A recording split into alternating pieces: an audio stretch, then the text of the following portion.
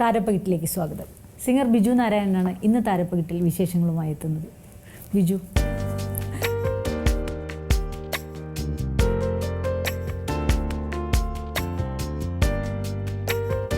എന്തൊക്കെയുണ്ട് വിശേഷം? നല്ല വിശേഷങ്ങൾ. ആസ് യൂഷ്വൽ ഇങ്ങനെ കാര്യങ്ങളെല്ലാം ഭംഗിയായിട്ട് പോയിക്കൊണ്ടിരിക്കുന്നു. ഞാൻ ബിജുവിനെ ഒരു താരതമ്യപ്പെടുത്തൽ, ബിജുവിന് സെമ ടൈം എന്ന് പറയും. കാര്യം ബിജു ആ ഒരു ഫീൽഡിൽ കറക്റ്റ് ടൈമിൽ വന്നു, തൻ്റേതായ കുറേ കാര്യങ്ങൾ പറഞ്ഞു, വളരെ സേഫായിട്ട് വളരെ ഹാപ്പി ആയിട്ട് പോകുന്ന ഒരു സിംഗറാണ്. എങ്ങനെ ഇത് മാനേജ് ചെയ്യുന്നു? അല്ല, ആദ്യമേ ജയന്തി പറഞ്ഞ കാര്യം കറക്റ്റാണ്. കാരണം ഞാൻ എപ്പോഴും എൻ്റെ ഫ്രണ്ട്സിനോട് പറയും, എൻ്റെ വന്ന സമയത്തെക്കുറിച്ചാണ് ഞാൻ എപ്പോഴും സന്തോഷിക്കുന്നത്. കാരണം ആ കറക്റ്റ് ലോഞ്ചായിരുന്നു. ആ ടൈമിൽ ഇന്നത്തെ കോമ്പറ്റീഷൻസ് ഇല്ല. സത്യം പറഞ്ഞാൽ അന്ന് ചെയ്ത ഒരുപാട് നല്ല കാര്യങ്ങൾ, ഇന്ന് ഒരുപാട് പാട്ടാണെങ്കിൽ പല കാര്യം ചെയ്തു പോകുന്നു. പക്ഷെ എന്നാൽ അന്ന് ചെയ്തതിൻ്റെയൊക്കെ ഒരു നല്ല ഫലങ്ങളാണ് ഇപ്പോൾ കിട്ടിക്കൊണ്ടിരിക്കുന്നത്. അതിൻ്റെ ഒരു ഫീലിംഗ് നമുക്കും ഉണ്ട്. ഈവൻ ബിജുവിന് സെപ്പറേറ്റ് ആയിരിക്കും, വളരെ സന്തോഷപ്രദം, ഓർക്കാൻ ഒരുപാട്. പക്ഷെ ഞങ്ങൾക്കും ആ ഫീലുണ്ട്. കാര്യം രവീന്ദ്രൻ മാഷ് എന്നൊക്കെ പറയുമ്പോൾ നമുക്ക് ആദ്യം ഓർമ്മ വരുന്നത് ബിജുവിനെയാണ്. തീർച്ചയായും രവീന്ദ്രൻ മാഷിൻ്റെ പാട്ടുകൾ ഒക്കെ ഞാൻ ചെറുപ്പത്തിൽ നമ്മൾ അദ്ദേഹത്തിൻ്റെ പാട്ടുകൾ സിനിമയിൽ പിന്നീട് പാടും എന്നുള്ളത് പോലും മാത്രമല്ല, കാണാൻ പോലും നമ്മൾ പറ്റുമെന്ന് വിചാരിച്ചിട്ടില്ല. അപ്പോൾ ഇതെല്ലാം ബോണസാണ് ശരിക്കും. മാഷ പാട്ടുകൾ പാടാൻ പറ്റിയതും അദ്ദേഹമായിട്ടുള്ള ഒരു സൗഹൃദമൊക്കെ. മാഷ്ട പാട്ടുകളൊക്കെ പണ്ട് ഒരുപാട് സ്റ്റേജിൽ പാടുമായിരുന്നു. ഇപ്പോൾ പ്രമദവനം അല്ല അത്തരം തേനും വയമ്പും. അപ്പോൾ ആ സമയത്തൊക്കെ അദ്ദേഹത്തിൻ്റെ ഓരോ ഗാനങ്ങൾ റിലീസാവാൻ വേണ്ടി നമ്മൾ വെയിറ്റ് ചെയ്യുന്നൊരു കാലഘട്ടമാണ്. കാരണം വെച്ചാൽ ഗാനമേള വേദികളിൽ അന്നും ഇന്നും മാഷ്ട പാട്ടുകൾ വളരെ സജീവമാണ്. അതിപ്പോൾ ക്ലാസിക്കലാണെങ്കിൽ ശരി, ഫാസ്റ്റ് നമ്പേഴ്സ് ആണെങ്കിൽ ശരി. അപ്പോൾ അങ്ങനെ അതിന് ശേഷം സിനിമയിൽ അദ്ദേഹത്തിൻ്റെ ഗാനം പാടി സിനിമാ ഫീൽഡിൽ വരാൻ സാധിച്ചു. അതൊക്കെ ഒരു വലിയൊരു ഗുരുത്വമായിട്ട് കരുതുകയാണ്. മഹാപ്രതിഭയെക്കുറിച്ച് തന്നെ നമ്മൾ സംസാരിച്ചു. ഏതായാലും രവീന്ദ്രൻ മാഷ്ക്ക് ഒരു ട്രിബ്യൂട്ട് അർപ്പിച്ചുകൊണ്ട് രണ്ടുപേരും ബിജുവിന് ഇഷ്ടമുള്ള പാട്ട് പാടിക്കൊണ്ട്. മാഷ്ട എൻ്റെ ആദ്യത്തെ പാട്ട്.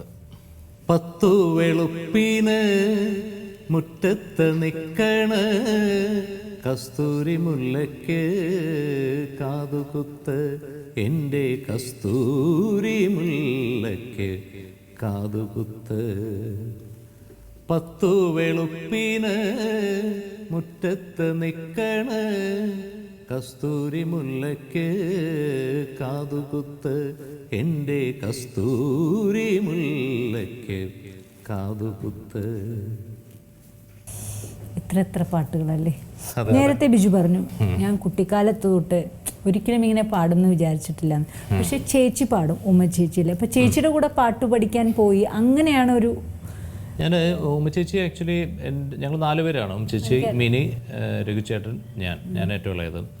അപ്പോൾ ഉമ്മച്ചേച്ചി ആദ്യം അങ്ങനെ പാട്ടൊക്കെ പഠിച്ചുകൊണ്ടിരിക്കുന്ന സമയത്ത് ഞങ്ങൾ തമ്മിൽ 10 വയസ്സ് ഡിഫറൻസ് ഉണ്ട്. അപ്പോൾ എൻ്റെ ഒരു ഏജ് എത്രയാണെന്ന് ഊഹിക്കാമല്ലോ. അപ്പോൾ വളരെ കുട്ടിയാണ്. അപ്പോൾ ആ സമയത്ത് ഞാനിങ്ങനെ സാറ് വന്ന് പഠിപ്പിക്കുമ്പോൾ മാറിയിരുന്ന് ഇങ്ങനെ കേൾക്കും. അപ്പോൾ ഞാനും ചെറുതായിട്ട് അത് കഴിഞ്ഞ് പോയിട്ട് ഞാനിങ്ങനെ പാടി നോക്കും. അപ്പോൾ അങ്ങനെയാണ് ശരിക്കും പറയുകയാണെങ്കിൽ നമ്മുടെ ഒരു ബേസിക് ലെസൺസ് ഒക്കെ സ്റ്റാർട്ട് ചെയ്യുന്നത്. പിന്നെ അമ്മ പാട്ട് പഠിച്ചുകൊണ്ട് അമ്മ അക്കാര്യത്തിൽ വളരെ നിർബന്ധ ബുദ്ധിയുള്ള ഒരാളായിരുന്നു. അപ്പോൾ അമ്മയും കുറേ ലെസൺസ് പഠിപ്പിച്ചു തരുമായിരുന്നു. അങ്ങനെയാണ് ശരിക്കും നമ്മുടെ കുട്ടിക്കാലത്തെ സംഗീതം എന്താ പറയുക പ്രാക്ടീസും കാര്യങ്ങളൊക്കെ തുടങ്ങുന്നത്. പക്ഷേ നമ്മുടെ വീട്ടിൽ പഠനത്തിൻ്റെ കാര്യത്തിൽ വളരെ സ്ട്രിക്റ്റ് ആയതുകൊണ്ട് അങ്ങനെ ഒരു സീരിയസ് ആയിട്ടുള്ളൊരു ക്ലാസിക്കൽ പഠനം ആ സമയത്ത് അങ്ങനെ ഉണ്ടായിരുന്നില്ല. സ്കൂളിൽ എത്രത്തോളം ആസ്വദിക്കാൻ പറ്റിയെന്ന് വെച്ചാൽ, പാട്ട് പഠിക്കുന്ന കുട്ടികൾക്ക് നമുക്കൊരു പ്രിവിലേജ് ഉണ്ട്. യൂത്ത് ഫെസ്റ്റിവൽ വരുമ്പോഴും അത്യാവശ്യം ക്ലാസ്സിൽ കയറാതെ കുറച്ച് പ്രാക്ടീസ് സെഷനും. ആക്ച്വലി സ്കൂളിൽ പഠിക്കുന്ന വെച്ചാൽ ഞാൻ 4th സ്റ്റാൻഡേർഡിലൊക്കെ പാടുമായിരുന്നു. അന്ന് ഓംകാരനാദാനുസന്ധാനമൗഗാനമേ ശങ്കരാഭരണമോ, ഇതാണ് ശരിക്കും സ്കൂൾ കാലഘട്ടത്തിൽ ആദ്യമായിട്ട് പാടുന്നൊരു പാട്ട്. അപ്പോൾ അതെങ്ങനെയാ വെച്ചാൽ അതിൻ്റെ പല്ലവി അനുപല്ലവി ചരണം പാടും. ഇത് കഴിഞ്ഞ് സ്വരമുണ്ട്. അപ്പോൾ സ്വരം പാടാൻ പേടിയാണ്, തെറ്റിപ്പോകാൻ. അപ്പം അങ്ങനെ പഠിച്ചിട്ടൊന്നുമില്ല. അപ്പോൾ ഇത് 3 സ്റ്റാൻഡ്സ് കംപ്ലീറ്റ് പാടും. അത് ആ സമയത്ത് സ്കൂളുകളിലും പിന്നെ ആ സമയത്ത് ആ പ്രായത്തിലുള്ള കോമ്പറ്റീഷൻസിലൊക്കെ പാടുമായിരുന്നു. പക്ഷെ പിന്നീട്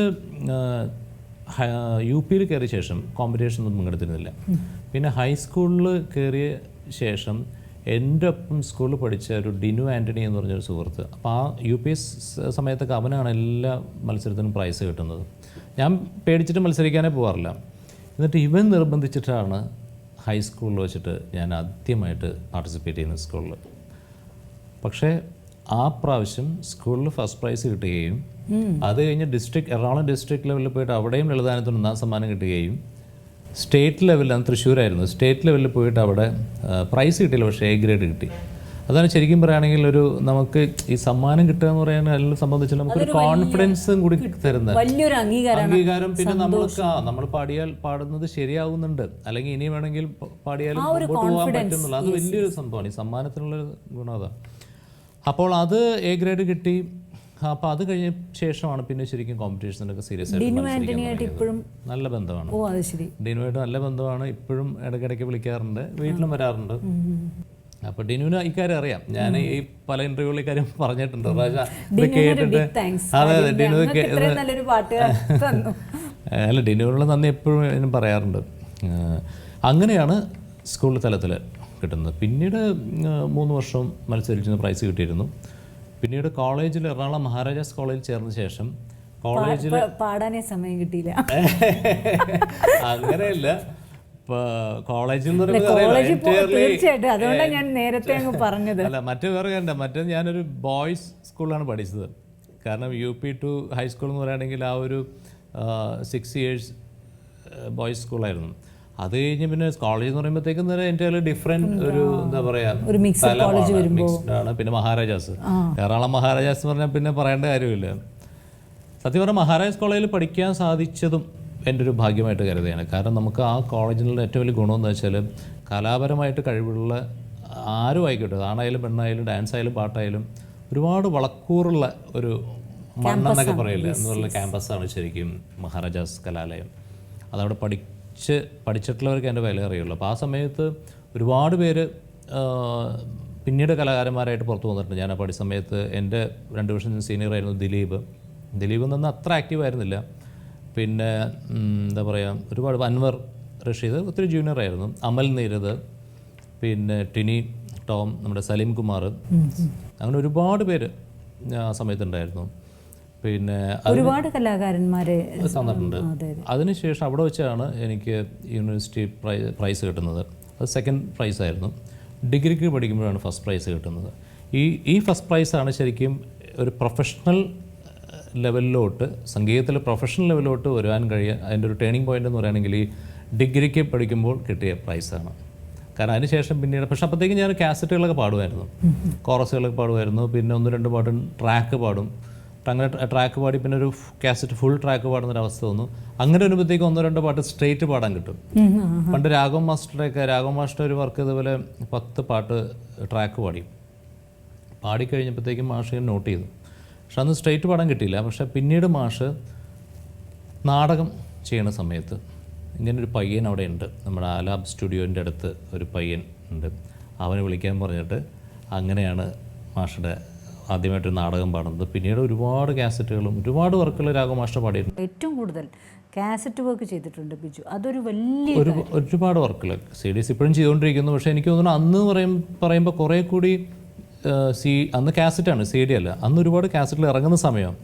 ഇന്ന് ശരിക്കും പറയുകയാണെങ്കിൽ അന്നത്തെ വെച്ച് നോക്കുകയാണെങ്കിൽ ഇന്ന് ജസ്റ്റ് 10% അന്നത്തെ ഇത് വെച്ച് നോക്കുകയാണെങ്കിൽ ഇറങ്ങുന്നുള്ളൂ. എനിക്ക് സന്തോഷം എന്ന് പറയുന്നത് ഈ 10% ഇപ്പോഴേ ഉള്ളൂവെങ്കിലും ഇടയ്ക്ക് ബിജുവിനെ ഞാനിപ്പോൾ ഈ ഷൂട്ടിന് വേണ്ടി തന്നെ 2 പ്രാവശ്യം സംസാരിച്ചപ്പോൾ ഞാൻ റെക്കോർഡിങ്ങിലാണ് എന്ന് പറഞ്ഞു. കാരണം വെച്ചാൽ ഞാൻ ക്രിസ്തീയ ഭക്തിഗാനങ്ങൾ ഏറ്റവും അധികം പാടാറുണ്ട്, ഒരുപാട് ഹിറ്റ്സും ഉണ്ട്.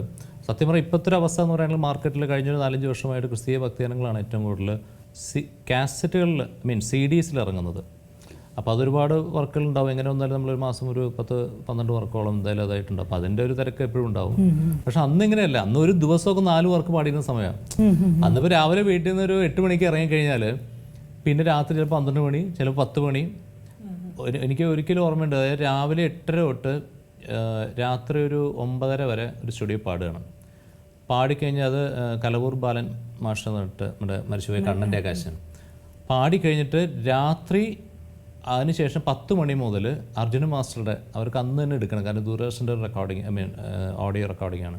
എന്നിട്ട് അന്ന് രാത്രി 10 മണിക്ക് വീണ്ടും തുടങ്ങുക, വെളുപ്പിന് 6 മണി വരെ. അതായത് ഓൾമോസ്റ്റ് 24 hours കണ്ടിന്യൂസ്. അപ്പം അങ്ങനെ പാടിയിരുന്ന സമയം അന്ന് അത്ര വർക്കുകളുണ്ട്. ഇന്നിപ്പോൾ അത്ര വർക്കുകളൊന്നും ഇല്ല. നേരത്തെ പറഞ്ഞു ക്രിസ്ത്യൻ ഡിവോഷണൽ, നമുക്ക് എന്തായാലും ക്രിസ്മസിന് വരവേൽക്കാം. ഡിസംബർ ഇതാ തുടങ്ങി. അപ്പോൾ ഒരു ഡിവോഷണൽ. ഹൃദയം തകർന്നൊരു നാൾ യേശുവേ നിന്നെ വിളിച്ചു, കരുത്തേകും നിൻ കരമെൻ തോളിൽ പതിച്ചു, ദുഃഖം മറഞ്ഞു മിഴികൾ നിറഞ്ഞൊഴുകി, ഹൃദയം തകർന്നൊരു നാൾ യേശുവേ നിന്നെ വിളിച്ചു, കരുത്തേകും നിൻ കരമെൻ തോളിൽ പതിച്ചു, ദുഃഖം മറഞ്ഞു മിഴികൾ നിറഞ്ഞൊഴുകി. ഇത് ഒരുപാട് ഹിറ്റായിട്ടുള്ളൊരു സോങ്ങുമായിരുന്നു. ഒരുപാട് അപ്രീസിയേഷനും ഈ ഗാനം മുഖേന ഒരുപാട് വേറെ ഗാനങ്ങൾ ഈ പാടിയ സമയത്ത് കിട്ടിയിരുന്നു. കാരണം ഇതിൻ്റെ തന്നെ യൂട്യൂബ് വ്യൂവേഴ്സ് തന്നെ മോർ ദാൻ 6-7 lakhs ഉണ്ട്. അപ്പോൾ എനിക്കും പേഴ്സണലി പാടിയ ഒരുപാട് ഹിറ്റുകളിൽ പ്രിയപ്പെട്ട ഒരു ഗാനമാണ്. കേൾക്കാനും അതുപോലെ ഇമ്പമുള്ള ഒരു പാട്ടാണ്. വീട്ടിൽ ചേച്ചി പാടും, അമ്മ എത്രത്തോളം സംഗീതം ഡിസ്കസ് ചെയ്യും എല്ലാവരും കൂടി ഇരിക്കുമ്പോൾ പാട്ടും ഒക്കെ ആയിട്ട്? എൻ്റെ മൂത്ത സിസ്റ്റർ എല്ലാവരും പാടും. പ്രൊഫഷണലായിട്ട് ഉമ്മച്ചേച്ചിയുടെ ഹസ്ബൻഡ് വിനുചേട്ടനും സിംഗറാണ്. അപ്പോൾ അങ്ങനെ നോക്കുമ്പോഴത്തേക്ക് ഒരു മ്യൂസിക്കൽ ഫാമിലി തന്നെയാണ്. അവർ രണ്ടുപേരും ആക്ച്വലി TS രാധാകൃഷ്ണൻ ചേട്ടനൊപ്പമാണ് പാടുന്നത്. അപ്പോൾ ഞാനും ഇടയ്ക്ക് സമയം കിട്ടുമ്പോൾ രാധാകൃഷ്ണൻ്റെ പോയി പാടാറുണ്ട്. അപ്പോൾ നമ്മളെപ്പോഴും അങ്ങനെ ഒരു നല്ലൊരു സൗഹൃദ വലയം ഇവിടെ എറണാകുളത്തുണ്ട്. കാരണം അപ്പോൾ എന്താ വെച്ചാൽ എപ്പോഴും അല്ലെങ്കിൽ പോലും ഇപ്പോൾ ഓരോരുത്തരും ഓരോ തിരക്കിലാണ് എങ്കിലും വീട്ടിൽ വരുമ്പോഴൊക്കെ ഇത് തന്നെയായിരിക്കും എപ്പോഴും ഡിസ്കഷനിൽ വരുന്നത്. മ്യൂസിക് തന്നെയായിരിക്കും. ഓരോ ഷോസ് അല്ലെങ്കിൽ ഓരോരോ മ്യൂസിക്കുമായിട്ട് ബന്ധപ്പെട്ട മാറ്റേഴ്സ് അല്ലെങ്കിൽ സമകാലീന സംഭവങ്ങൾ, ഇഷ്യൂസ്, ഇതൊക്കെ ആയിരിക്കും എപ്പോഴും വീട്ടിൽ വന്ന ചർച്ചകൾ. സമകാലീന സംഭവം എന്ന് പറഞ്ഞപ്പോഴാണ് എനിക്ക് ഓർമ്മ, കലാലയം എന്ന് പറഞ്ഞിങ്ങനെ കൈയെടുത്ത് സംസാരിക്കുമ്പോൾ ഇവിടെ ഒരു മാർക്ക് കണ്ടു ഞാൻ. കയ്യിലുള്ളതൊക്കെ വെളുപ്പിച്ച മാർക്കാണോ? അല്ല, അത് സത്യമാണ്, വെളുപ്പിച്ച. പക്ഷേ ഈ മാർക്ക് കണ്ടാൽ ഇത് എത്രത്തോളം വെളുക്കും, ഇത് എത്ര എമൗണ്ട് വരെ വെളുക്കും എന്നുള്ളത് ഈ മാർക്കിൽ നിൽക്കില്ല. അത് കാരണം ശരി, ഇത് കാരണം അതാണ് നമ്മൾ ചില സമയത്ത് പൈസയ്ക്ക് വേണ്ടി നമ്മൾ കിടന്ന് അലയേണ്ടി വരുന്നൊരവസ്ഥയുണ്ടല്ലോ. അത് ഇന്ന് നമ്മൾ ഇന്ത്യയിലെ എല്ലാ ജനങ്ങളും കഴിഞ്ഞ ഒരു 2 മാസമായിട്ട് അനുഭവിക്കുന്നതാണ്. അത് ഈ ഉള്ളവനും അനുഭവിച്ചു, അത്രയേ ഉള്ളൂ. പല പൈസ അല്ലേ, എല്ലാ വശവും നമ്മൾ പറയും മോണിറ്ററി സൈഡ് എന്ന് പറയുന്ന എല്ലാ വശമല്ല, പക്ഷേ it's one of the important side. അതെ അതെ അതെ, തീർച്ചയായിട്ടും നമ്മളെല്ലാവരും അതിൻ്റെ വില മനസ്സിലാക്കുകയാണ് ഇപ്പോൾ. അതെ അതെ, ബാങ്കിലെ തിരക്കും ATM-ൻ്റെ ക്യൂവും എന്നാലും എനിക്കൊന്ന് കുറേ പൊരുത്തപ്പെട്ട് വരുന്നുണ്ട്. തീർച്ചയായിട്ടും പേഴ്സണലി ഞാൻ യോജിക്കുന്ന ആളാണ്. നല്ലൊരു തീരുമാനം തന്നെയാണ്. ഇത്രയും ബ്രേവ് ആയിട്ടുള്ളൊരു തീരുമാനം അദ്ദേഹത്തിനെ കൊണ്ട് മാത്രമേ സാധിക്കുള്ളൂ എന്ന് പേഴ്സണലി വിശ്വസിക്കുന്ന ആളാണ്. നേരത്തെ വീട്ടിൽ ഞാൻ കുട്ടിയായിരിക്കുമ്പം ഇത്രത്തോളം പാടി എന്നൊക്കെ പറഞ്ഞു. മോൻ എത്രത്തോളം പാടും? മോൻ ആക്ച്വലി അവൻ മൂത്താൾ +2 പഠിക്കുന്നത്. അവൻ ശരിക്കും പറയുകയാണെങ്കിൽ ഒരു 6th standard മുതൽ ഇങ്ങനെ പാട്ട് ഒക്കെ അത്യാവശ്യം നമ്മൾ പഠിപ്പിച്ചിരുന്നു. പക്ഷെ ഒരു 9th വന്നപ്പോഴാണ് ആൾ നമ്മളെയൊക്കെ ഞെട്ടിച്ച് വളരെ പ്രൊഫഷണലായിട്ടുള്ളൊരു സിംഗിങ് സ്റ്റൈല് കാണിച്ചു തുടങ്ങിയത്. കാരണം രണ്ടാമത്തെ ആൾ നമ്മൾ ഇപ്പോഴും പഠിപ്പിക്കുന്നുണ്ട്, അവനെ കുറേ വർഷമായിട്ട് പഠിപ്പിക്കുന്നുണ്ട്. അപ്പോൾ അവൻ കുറേ കൂടി ഇൻട്രസ്റ്റ് ഇവനേക്കാളും കാണിച്ചിരുന്നു. പക്ഷെ മൂത്ത ആളിപ്പോൾ പുള്ളി വെസ്റ്റേൺ സിംഗിങ്, ഇപ്പം റീസെൻ്റ്ലി പറയുകയാണെങ്കിൽ ഇപ്പോൾ വെസ്റ്റേൺ സിംഗിങ് ആണ് പുള്ളിക്ക് മെയിനായിട്ട്. പക്ഷെ അതിന് മുമ്പ് പറയാനുള്ളത് വെച്ചാൽ പുള്ളി നല്ലൊരു എന്താ പറയുക ഡയറക്ടർ എന്ന രീതിയിൽ പ്രൂവ് ചെയ്തിട്ടുണ്ട്. കാരണം സ്കൂളിൻ്റെ ഒരു ഡോക്യുമെൻ്ററി സംഭവം പുള്ളി തന്നെ ക്യാമറ വർക്ക് ചെയ്ത്, പുള്ളി തന്നെ എഡിറ്റ് ചെയ്ത്, ഡബ് ചെയ്ത് ഈ മാലിന്യ നിർമ്മാർജ്ജനത്തിനെതിരായിട്ടുള്ളൊരു കാര്യം. അപ്പോൾ അത് പുള്ളി ഡയറക്റ്റ് ചെയ്തിരുന്നു. പിന്നീട് ഇപ്പോൾ DJ ആയിരുന്നു. അതിനു മുമ്പ് കൊറിയോഗ്രാഫി ചെയ്യായിരുന്നു. അതിനു മുമ്പ് കൊറിയോഗ്രാഫി ഉണ്ടായിരുന്നു. കുറച്ചാൾ ഡാൻസ് പഠിച്ചിട്ടുള്ളൂ. പക്ഷേ എന്നാലും പുള്ളി വേണമെങ്കിൽ ആർക്കെങ്കിലും ആർക്കെങ്കിലും വേണമെങ്കിൽ ഒരു സാധനം സെറ്റ് ചെയ്ത് കൊടുക്കണമെങ്കിലൊക്കെ റെഡിയാണ്. അതങ്ങനെ. പിന്നെ നല്ലൊരു കുക്കാണ് അത്യാവശ്യം. അതൊക്കെ ഒരു 6-7ാം ക്ലാസ്സൊക്കെ മുതൽ തുടങ്ങിയ സംഭവമാണ്. അച്ഛൻ മകനെ കുറിച്ച് പറയുന്നു. മകനോട് ചോദിച്ചാൽ അച്ഛൻ എത്രത്തോളം നല്ല കുക്കാന്ന് ചോദിച്ചാൽ എന്തായിരിക്കും? അത് വലിയതായിട്ട് എക്സ്പെക്ട് ചെയ്യേണ്ട. കാരണം അവൻ അങ്ങനെ കാര്യമായിട്ടൊന്നും കണ്ടിട്ടില്ല, അതാണ് സംഭവം. പക്ഷേ ഞാൻ വലിയ കുഴപ്പമില്ലാത്ത കുക്കാണുണ്ടോ, ചില 1-2 ഐറ്റംസ് നന്നായിട്ട് വയ്ക്കും. എനിവേ, അപ്പോൾ ബാക്ക് ടു മകൻ വരാണെങ്കിലും മോൻ ഇപ്പോൾ കോൾഡ് പ്ലേ എന്നിട്ടുള്ളൊരു വെസ്റ്റേൺ ബാൻഡ് ഉണ്ട്. അപ്പോൾ അവരുടെ പാട്ട് സെലക്ട് ചെയ്തിട്ട് ഒരു 12 പാട്ടുകൾ കോൾഡ് പ്ലേയുടെ സെലക്ട് ചെയ്തിട്ട് ഈയിടെ ഒരു ഷോ വെച്ചിരുന്നു. അവനും അവൻ്റെ ഒരു 5 ഫ്രണ്ട്സും ഉണ്ടായിരുന്നു. പക്ഷേ മെയിൻ വോക്കലിസ്റ്റ് ഇവൻ തന്നെയായിരുന്നു. അതിലൊരു പാട്ട് ഇവൻ തന്നെ കീബോർഡ് വായിച്ച് പാടുകയും ഇപ്പോൾ കോൾഡ് പ്ലേയുടെ എന്താ പറയുക, ഞാൻ പറയാം അല്ല അങ്ങനെ വെച്ചാൽ ഇപ്പോൾ ഈ 12th സ്റ്റാൻഡേർഡ് ആയതുകൊണ്ട് നമ്മൾ ഈ പഠിത്തത്തിൻ്റെ ഒരു ഇത് കോൺസെൻട്രേറ്റ് ചെയ്യാൻ പറഞ്ഞിരിക്കുകയാണ്. അപ്പോൾ അത് കഴിഞ്ഞിട്ടാവും ബാക്കി ഡിസൈഡ് ചെയ്യാം. പിന്നെ സൗണ്ട് എഞ്ചിനീയറിംഗ് വളരെ എന്താ പറയുക താല്പര്യമുള്ള ആളാണ്. അതൊക്കെ സ്വന്തമായിട്ട് ചെയ്യുന്നതാണ്, വീട്ടിലിരുന്ന് തന്നെ എല്ലാം ചെയ്യും, റെക്കോർഡ് ചെയ്യും. അപ്പോൾ അതെനിക്ക് തോന്നുന്നു ഇപ്പം നമ്മുടെ ഈ ഒരു കാലഘട്ടത്തിൻ്റെ ഒരു പ്രത്യേകതയാണ്. എല്ലാ വീടുകളിലും ഇതേപോലെ പലർക്കും പറയാനുണ്ടാവും. കാരണം വെച്ചാൽ ഇപ്പം കമ്പ്യൂട്ടർ എന്നുള്ള സംഭവം വീട്ടിലുണ്ടെങ്കിൽ തന്നെ ഇവർ അതുമായിട്ട് ബന്ധപ്പെട്ടുള്ള ബാക്കി സൈഡ് കാര്യങ്ങളിലൊക്കെ വളരെ കീൻ ഒരു ഒബ്സർവേഷനും ഒരു കഴിവുണ്ടാവും അവർക്ക്. അപ്പോൾ അത് ഈ ബാക്കിയുള്ള എല്ലാ മേഖലകളും പോസിറ്റീവായിട്ട് വന്ന് ഭവിക്കും. അതാണ് സത്യം പറയുന്നത്. എനിക്ക് വരുന്നത് എൻ്റെ വീട്ടിലെ കാര്യമല്ല, മിക്ക വീടുകൾ തന്നെയായിരിക്കും. രണ്ടാമത്തെ ആൾ പിന്നെ ഇപ്പോൾ 7th ആയിട്ടുള്ളൂ. അപ്പോൾ അവന് ഇനിയിപ്പോൾ അവൻ്റെ അത് ഇങ്ങനെയുള്ള കാര്യങ്ങളൊക്കെ ഒന്നും കൂടി ക്ലിയർ ചെയ്ത് വരേണ്ടിയിരിക്കുന്നു. So waiting for that.